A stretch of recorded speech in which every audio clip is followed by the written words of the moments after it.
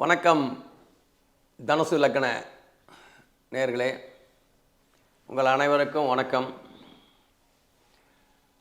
Astro நாவலருடைய 2024 வாழ்த்துக்கள். இந்த 2024 என்னுடைய வாழ்க்கையில் மாற்றங்கள் ஏற்படுமா? கடன் தீருமா? நோய் தீருமா? திருமணம் ஆகுமா? வேலை கிடைக்குமா? அப்படின்ற எல்லாமே ஒரு எதிர்பார்ப்புன்றது சாதாரண மனிதனாக இருக்கிறதுனால நாம் அதை விரும்பி ஏற்றுக்கொள்வோம். வருடங்கள் பிறந்தாலும் பிறக்கலனாலும் வருடத்துக்கும் கிரக பயிற்சிக்கும் சம்பந்தமே கிடையாது. 2024 வரலனாலும் கிரகங்கள் ஒரு ராசியில் இருக்கிற 30 பாகையை தாண்டும் போது அடுத்த வீட்டு பலனை அது செய்ய தான் போகுது. இருந்தாலும் நாம் ஒரு புது வருட கணக்கு அப்படின்றதுனால அதை மையமாக வச்சு ஏதாவது நடக்குமான்றதை நாம் எதிர்பார்க்குறோம். இப்போ அதை தொடர்ந்து இந்த தனுசு லக்னத்துக்கு என்ன நடக்கும், இன்றைக்கி கோச்சாரத்தில் எப்படி கிரகம் இருக்கிறது அப்படின்றத நம்ம பார்க்கும்போது, தனுசு லக்னத்தை பொறுத்த வரைக்கும் ஒரு அருமையான ஒரு அமைப்பாக 3ஆம் இடத்துல சனி இருக்கார். காலபுருஷ தத்துவப்படி அது 11ஆம் இடம் அவர் இருக்கிறது. அதே மாதிரி குரு அப்படின்ட்டு பார்த்தா லக்னத்துக்கு 5ஆம் இடத்துல குரு இருக்கிறது ஒரு அற்புதமான ஒரு அமைப்பு. ஆகவே வருடக்கோள்களாக சொல்லக்கூடிய குருவும் சனியும் இந்த தனுசு லக்னத்துக்கு சாதகமாக தான் இருக்காங்க. அப்போ தனுசு லக்னத்தில் பிறந்தவங்க எனக்கு ஜாதகம் இல்லைங்க, நேரம் இல்லைங்க, பிறந்த நேரம் தெரியாதுங்க அப்படின்னா கூட உங்கள் வருடத்தை நீங்கள் பிறந்த வருடத்தை வைத்து ஒரு ஜாதகத்தை கணித்தாலும் அந்த கிரகங்கள் எங்கெங்கே இருக்குது அப்படின்றது நம்மளுக்கு துல்லியமாக தெரிஞ்சிடும்.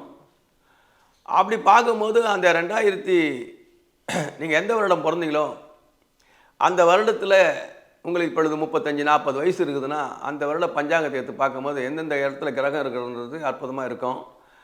அப்படி கும்பத்தில் சுக்கிரன் இருந்தால் இந்த வருடங்கள் உங்களுக்கு நல்ல ஒரு யோகமான வருடங்களாக இருக்கும். ஏற்கனவே கோச்சார ரீதியாக 3ஆம் இடத்துல சனி இருக்கிறது ஒரு அற்புதமான அமைப்பு.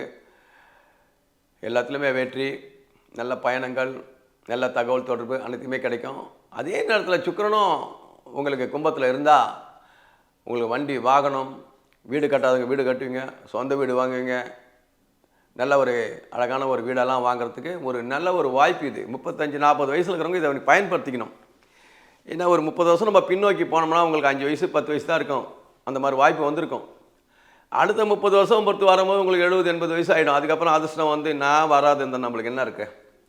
ஆக இது ஒரு நல்ல வாய்ப்பு, இதை நம்ம பயன்படுத்திக்கணும். அதான் 30 வருஷம் வாழ்ந்தவனும் கிடையாது, 30 வருஷம் கெட்டவனும் கிடையாதுன்றதை சொல்கிறது ஒரு பழமொழி.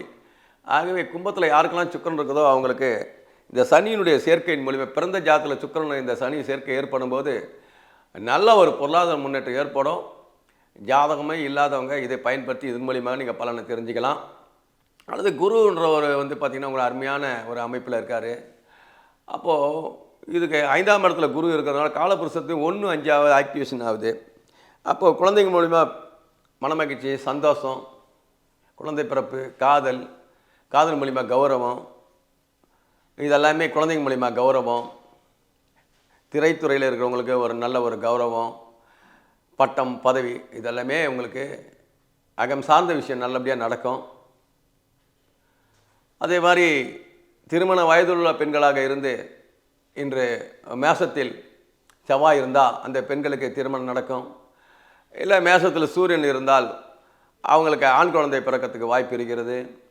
இல்லை சுக்கிரன் இருந்தால் அவங்களுக்கு இந்த குருவானப்பட்டவர் திருமணத்தை ஏற்படுத்தி கொடுப்பார். பெண்களுடைய தொடர்பு ஏற்படும். திருமணம் ஆகாத காத்திருக்கிற ஆண்களுக்கு திருமணம் நடக்கும்.